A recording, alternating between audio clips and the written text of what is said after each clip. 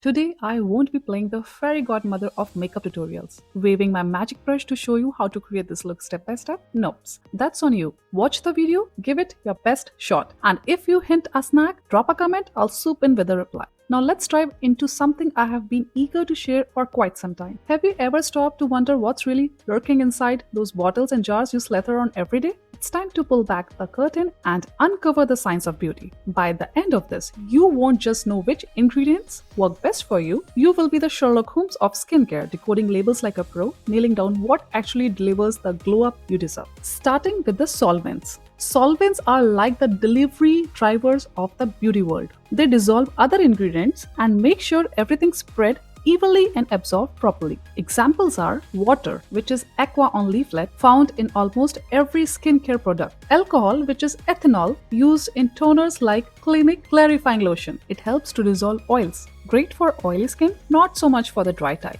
Isododecane, found in Maybelline Superstay Matte Ink Lipstick. It gives a weightless feel. Make the product last longer, matte and transfer proof. Think about that bulletproof lipstick that doesn't smudge through the meal thanks to isododecane, butylene glycol and propylene glycol. This ingredient make the cream lightweight, ensure it absorbs quickly, leaving no sticky residue. So these were the solvents. Now come the viscosity modifier. These ingredients are like the chef in the kitchen, carefully adjusting the texture and consistency of a product. Examples are carbomer, found in the carbomer gives the serum its smoothness, gel-like feel without making it watery or runny. Xanthan gum, it thickens the product slightly, making it creamy without feeling heavy. Cetyl alcohol, this fatty alcohol doesn't dry out your skin. It's there to create a luxurious creamy texture that feels rich and nourishing. pH adjusters, these ensure your product play nicely with your skin natural pH, which is slightly acidic, between 4.5 to 6. If pH is off, your skin can feel irritated or dry.